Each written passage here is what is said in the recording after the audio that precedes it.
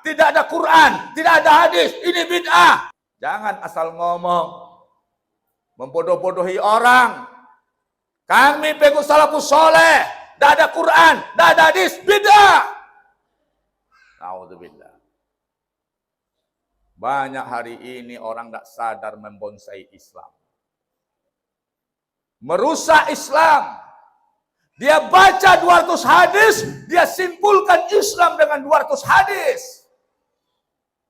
Dia baca 300 hadis, dia simpulkan Islam dengan 300 hadis. Islam versi 300 hadis. Hadis itu sidang jemaah yang dirahmati Allah puluhan ribu. Maka di situ pentingnya bermazhab. Fas'alu ahla dzikri in kuntum la ta'lamun. Kalau tidak ada Quran, tidak ada hadis, bid'ah. Ente siapa? Membuang amal-amal yang telah dirumuskan oleh ratusan ribu para ulama.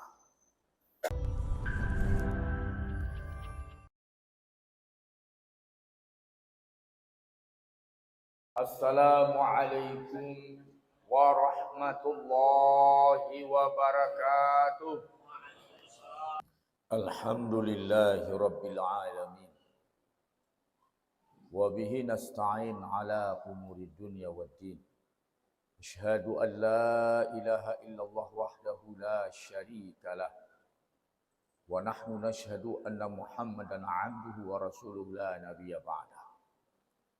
Allahumma salli wa sallim ala rasulikal karim Muhammadin sallallahu alaihi wasallam. Ibadallah, usikum wa nafsi bittaqwallah faqad fazal muttaqun. Qala Allahu azza wa jalla fil Qur'anil azimil mubin. Wasiyatan lana jami'an bihadzal khutbah al-qasirah. A'udzu billahi minasy syaithanir rajim. Bismillahirrahmanirrahim. Wa ma arsalna min qablika illa rijala nuhi ilaihim fas'alu ahla dzikri in kuntum la ta'lamun. Sadaqallahul azim. Sidang jemaah Jumat yang dirahmati Allah. Khutbah kita pada hari ini membahas beberapa subhat tentang dinamika cara beragama. Sidang jemaah yang dirahmati Allah. Persoalan pertama, mencari rujukan beragama, memandang sumber hukum dan yang lainnya. Hamba Allah yang dirahmati Allah, ada di antara kaum muslimin, madrasahnya mengklaim pengikut salafus saleh.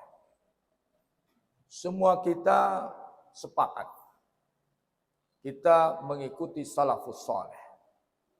Tidak ada yang berbeda pendapat tentang bagaimana kita mesti mengikuti salafus saleh. Di antara bentuk manhaj berislam. Tetapi perkara yang timbul sidang jemaah, bagaimana apa yang kita simpulkan dalam konsep mengikuti salafus saleh. Dan siapa salafus saleh? Sidang jemaah yang dirahmati Allah, salafus saleh dalam pemahaman kita adalah 3 generasi Islam pertama. Yaitu sahabat di zaman kenabian, kemudian tabi'in, kemudian tabi'in. Generasi sesudah sahabat disebut tabi'in. Generasi setelah tabi'in disebut tabi'in. Maka sidang jemaah dirahmati Allah juga sesuai dengan pendapat yang mengatakan 300 tahun pertama itu adalah generasi salafus saleh. Maka kalau ada yang mengklaim kami berislam, kami pengikut salafus saleh, maka pengikut salafus saleh, madrasah salafus saleh mesti dipahami. Madrasah apa yang ada pada zaman salafus saleh?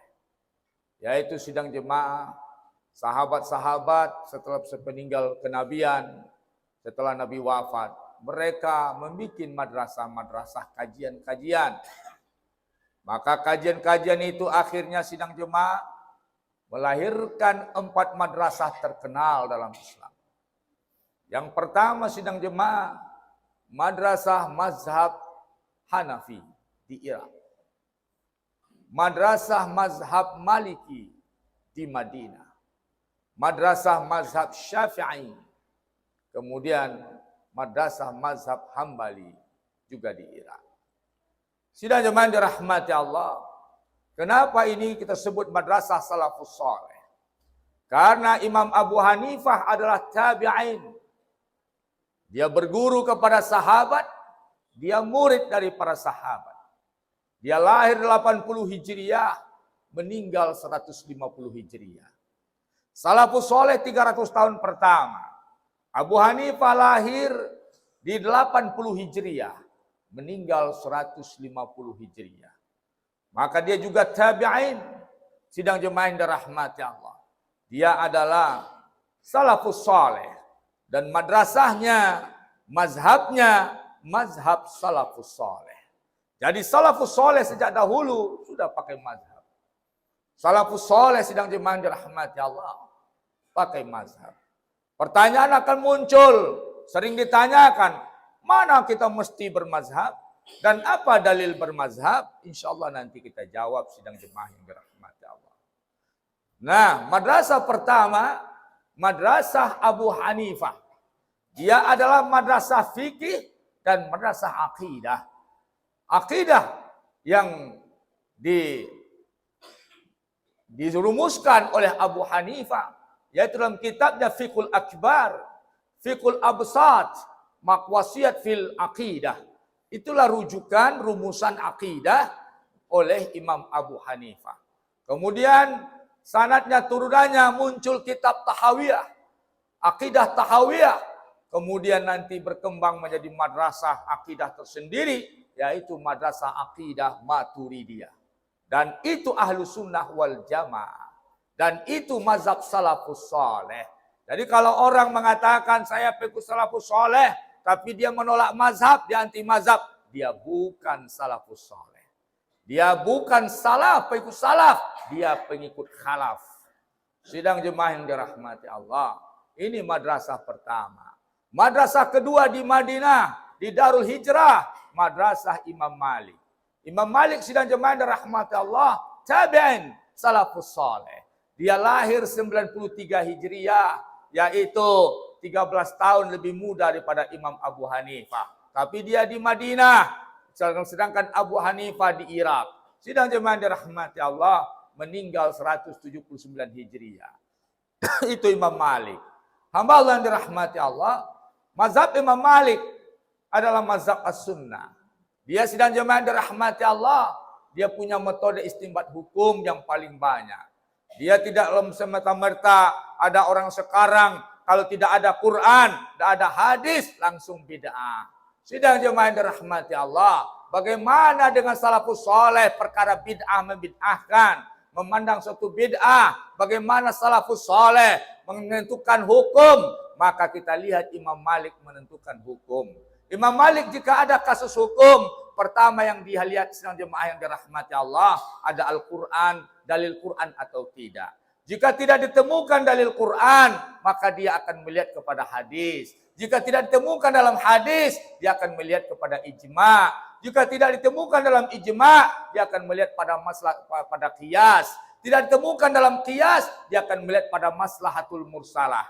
Tidak ditemukan dalam maslahatul mursalah, dia akan melihat pada istihsan. Tidak ditemukan pada istihsan, dia akan melihat syara'u man qablana, yaitu syariat orang-orang terdahulu, yaitu para nabi terdahulu. Jika tidak ditemukan pada syara'u man qablana, dia akan melihat qaulus sahabah, perkataan sahabat sidang jemaah yang dirahmati Allah. Jika tidak ditemukan dalam perkataan sahabat sidang jemaah yang dirahmati Allah, maka dia akan melihat amal ahli Madinah, amal ibadah orang-orang Madinah. Setelah diproses 10 atau 11 kali proses, hukum itu tidak ditemukan jawabannya, baru beliau menentukan ini dilarang atau tidak, dibolehkan atau tidak, ini halal apa haram, ini benar apa bid'ah. Sidang jemaah yang dirahmati Allah. Tidak semerta-merta, tidak ada Quran, tidak ada hadis, ini bid'ah. Siapa ente sidang jemaah yang dirahmati Allah? Itu mazhab salafus saleh.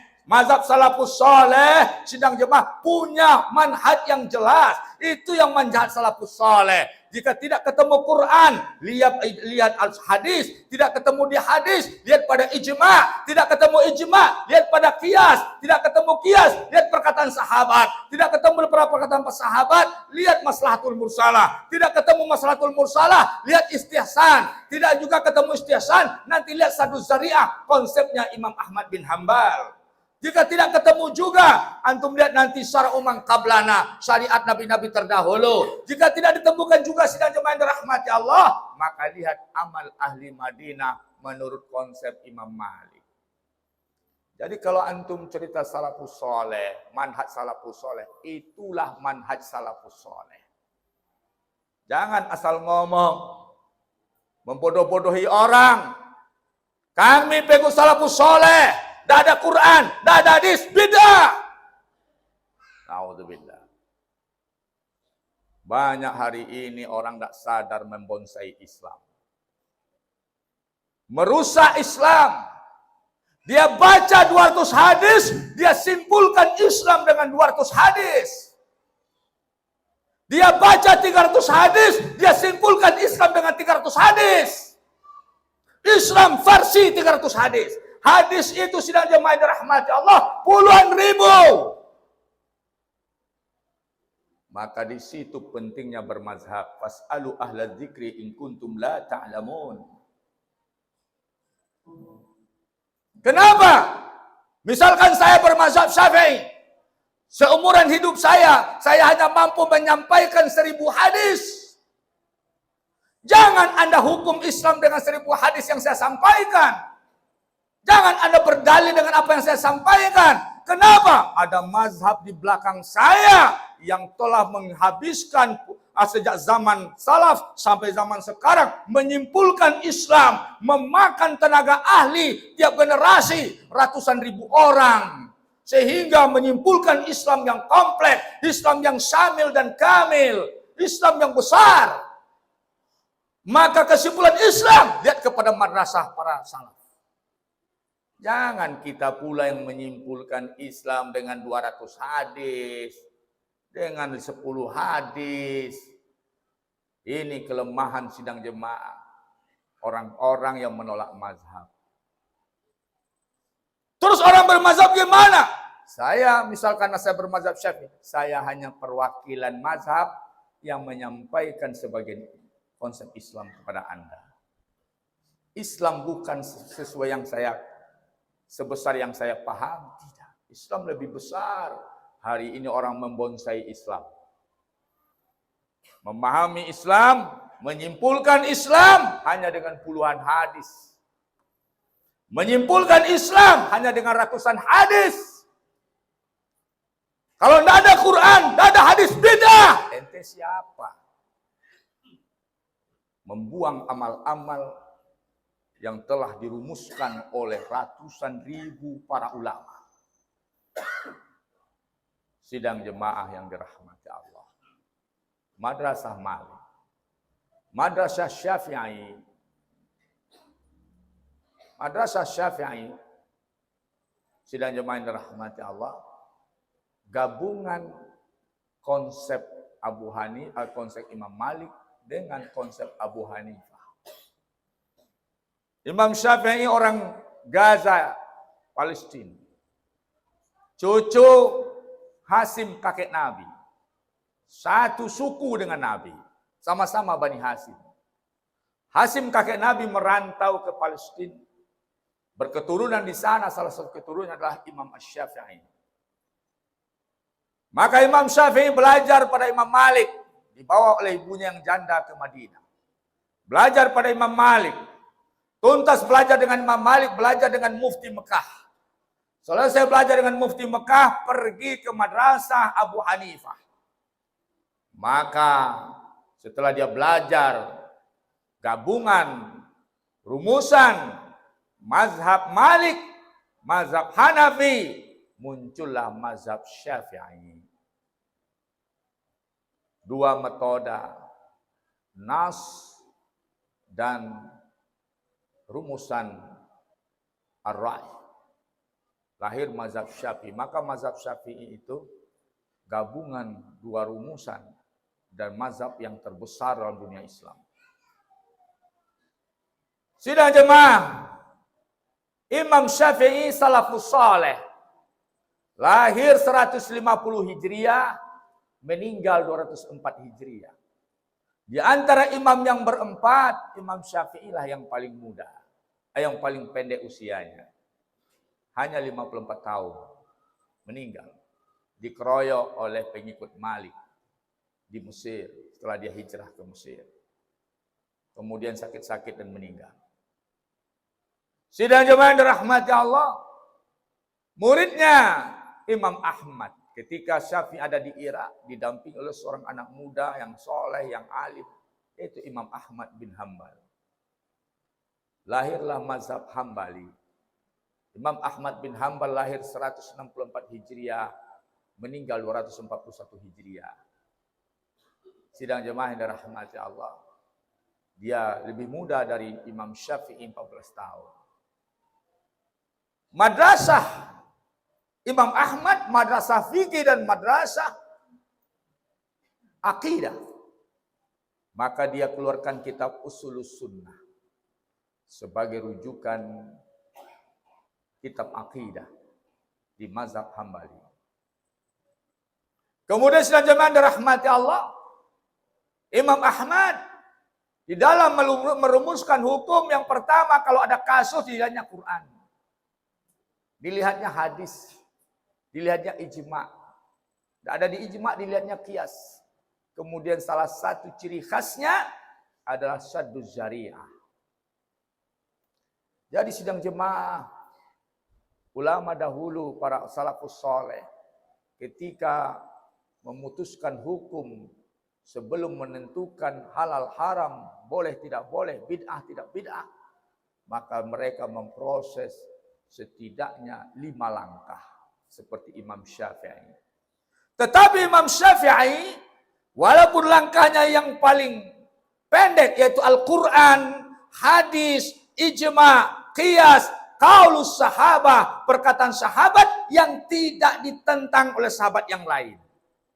Pakai syarat. Perkataan sahabat yang tidak ditentang oleh sahabat yang lain. Walaupun dia hanya punya 5 langkah, tetapi beliau mendampinginya dengan usul fikih. Kenapa? Karena dia adalah orang yang pertama merumuskan usul fikih sebagai metode istinbat hukum dalam Islam. Dikenallah Imam Syafi'i, yaitu bapak usul fikih. Kesimpulan sidang jemaah, mazhab salafus soleh itu yaitu mazhab imam yang 4. Itu mazhab salafus soleh. Kalau Anda pengikut salaf, maka jangan Anda tolak imam yang berempat itu. Maka itulah yang mazhab salaf. Ada sekarang mengklaim salaf, pengikut salaf, tidak nyambung generasinya. Coba carikan kami siapa yang salaf dengan mazhab, dengan manhaj Anda ini. Tidak ada. Muncul di abad ke-7. Setelah itu abad 12. Sudah tuh sekarang saya tidak lihat generasi sebelum Abdul Qadir Jawas, Yazid Abdul Qadir Jawas. Nah ada. Itu yang paling tua kalau saya tahu di Indonesia ini. Kalau memang salaf mesti ada sebelumnya, beruntun, ada tuh semua generasi. Tidak putus-putus. Ini khalaf ini, bukan salaf. Ini khalaf ini. Kalau tidak khilaf lagi. Kalau tidak khalaf, khilaf lagi. Sidang jemaah yang dirahmati Allah. Ini fenomena. Jadi kalau Anda nanti ada orang membid'ah-bid'ahkan, jangan dengan alasan tidak ada Quran, tidak ada hadis, itu bid'ah, Anda keliru. Anda terburu-buru. Sidang jemaah bid'ah itu bagaimana? Mazhab ulama tentang bid'ah terbagi tiga. Mazhab ulama tentang bid'ah terbagi tiga. Pendapat yang pertama mengatakan seluruh yang baru yang tidak dibuat zaman Nabi itu bid'ah. Disandarkan kepada Ibnu Taimiyah. Tetapi Ibnu Taimiyah kalau sakit kepala, ditulisnya ayat, ditempelnya di kepalanya. Lihat dalam kitab Tibbun Nabawi. Ada Nabi buat seperti itu. Ibnu Taimiyah membolehkan orang mentalkin mayat setelah mati. Fatwa Kubra. Ibnu Taimiyah mengatakan sebagian sahabat itu tidak masyhur di kalangan sahabat, tetapi sebagian sahabat melakukannya, yaitu diantaranya ya Abu Umamah Al-Bahili, Al-Wasilah bin Asqa. Kata Ibnu Taimiyah. Fatwa Kubra. Jadi jangan selesai dengan majmu' fatwa saja. Lihat Fatwa Kubra. Jadi sedang jemaah dirahmati Allah. Jumhur ulama mengatakan bid'ah terbagi dua. Bid'ah hasanah, bid'ah sayyi'ah. Bid'ah yang baik dan bid'ah yang sesat. Yang tidak boleh bid'ah yang sesat. Apa ada dalil bid'ah yang baik? Ada. Apa itu? Man sanna sunnatan hasanatan falahu jaza'u wa jaza'u man amila bih. Siapa yang membuat sunnah yang baik?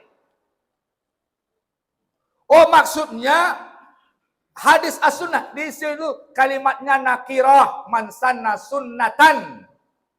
Kalau makrifah as-sunnata.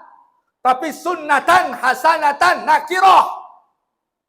Hal yang baru yang baik. Dalil sunnah hasanah.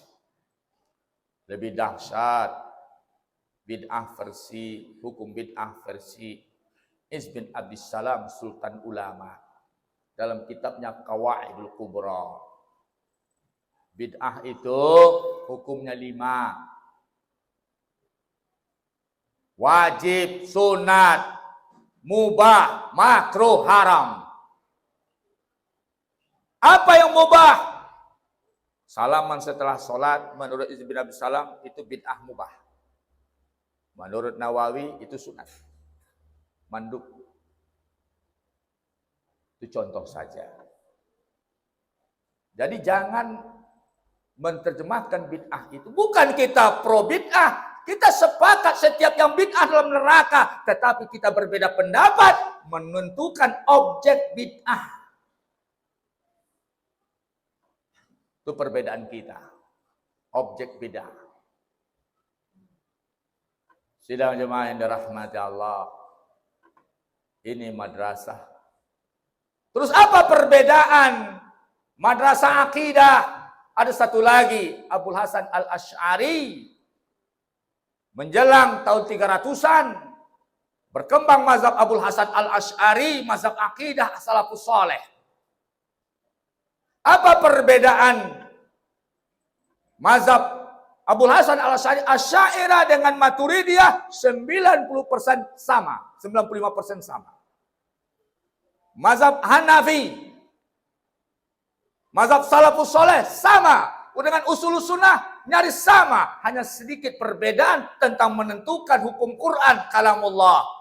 Menurut Imam Ahmad, kalamullah, Al-Quran kalamullah, sampai tulisannya, pengucapannya termasuk kalamullah. Tetapi menurut Asy'ariyah, Al-Quran kalamullah, tetapi pengucapan kita, penulisan kita itu makhluk. Situ saja perbedaannya. Itu yang mazhab akidah salaf. Terus ada sekarang orang mentasbih. Allah duduk di aras hakiki. Kursi aras kalau didudukin membunyikan suara bakai cuy. Nauzubillah.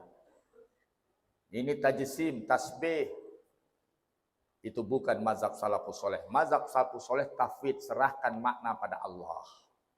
Itu salafus saleh.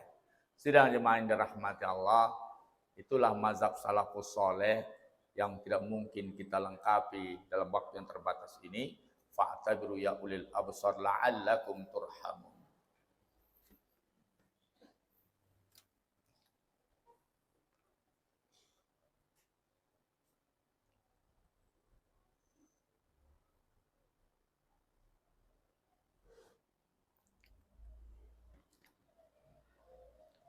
Alhamdulillahi Rabbil Alamin. Asyhadu an la ilaha illallah wa asyhadu anna Muhammadan abduhu wa rasuluhu la nabiyya ba'da. Ibadallah, usikum wa nafsi bittaqwallah faqad fazal muttaqun. Qala Allah azza wa jalla fil Qur'anil azimil mubin. A'udzu billahi minasy syaithanir rajim. Bismillahirrahmanirrahim. Wa ma arsalna min qablika illa rijalan nuhi ilaihi. Tidaklah aku utus Rasul sebelum engkau, melainkan dia adalah tokoh-tokoh yang kami berikan wahyu kepada mereka. Fas'alu ahla zikri in kuntum la ta'lamun. Tanyalah orang-orang yang tahu, orang-orang yang berilmu, orang-orang yang membidangi. In kuntum la ta'lamun, jika engkau tidak tahu. Jangan sok tahu. Maka harus berguru, harus bersanad, harus sampai madrasahnya, sanadnya kepada Rasulullah sallallahu alaihi wasallam, yaitu adanya terjamin sanad itu hanya ada pada mazhab. Di luar mazhab sanad ilmu tidak terjamin, sidang jemaah yang dirahmati Allah. Dalam hal ini sidang jemaah bukan berarti kita wajib mengikatkan diri pada satu mazhab. Ada kita sebagian kita menerima semua mazhab tapi tidak mengikatkan diri pada satu mazhab. Ada juga yang mengikatkan diri pada satu mazhab. Ada yang tapi yang tidak boleh itu menolak sanad ilmu, menolak madrasah atau mazhab yang merupakan sanad ilmu yang terjamin kepada Rasulullah sallallahu alaihi wasallam.